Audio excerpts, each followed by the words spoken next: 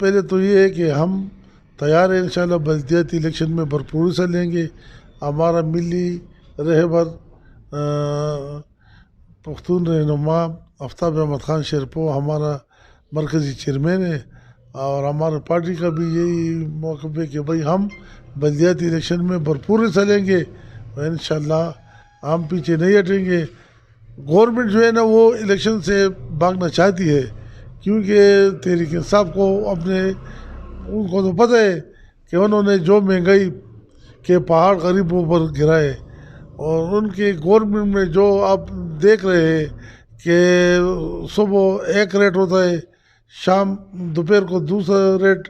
ابھی تک ان کو بھی وزیر اعظم کہتے ہیں کہ مجھے پتہ نہیں ہے کہ یہ مہنگائی ہے، اور یہ بھی کہہ رہا ہے کہ ہمارا جو ہے نا یہ ہمارے ملک میں مہنگائی نہیں ہے. مہنگائی کیوں نہیں ہے؟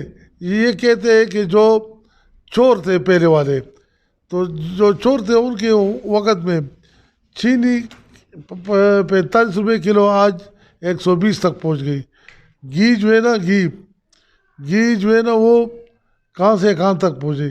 یہ 700 کا 5 کلو کا ڈبہ تھا، ابھی 1850 ہے. 200 روپے انہوں نے اور بھی مہنگا کیا. اس طرح آٹا 700 روپے تھیلا تھا، ابھی جو ہے نا 1400-1500 پر بک رہے. تو ہر چیز دال دیکھو، ایسا کوئی چیز نہیں ہے کہ وہ ڈبل. انہوں نے وزیر اعظم تو کنٹینر پر کھڑے ہو کر کہتا تھا عمران نیازی کہ مہنگائی جب آتی ہے تو سمجھو کہ وزیر اعظم چور ہے، ہم IMF سے قرض نہیں لیں گے.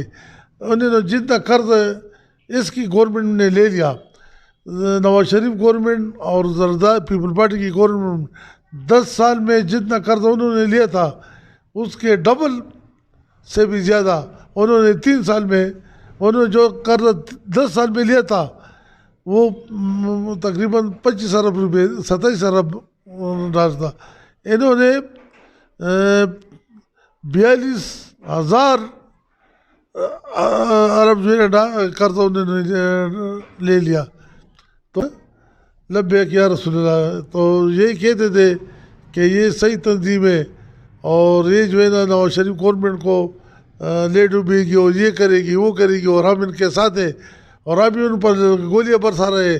ابھی کہتے ہیں کہ یہ ٹیررسٹ جماعت ہے، کبھی کیا کہتے ہیں.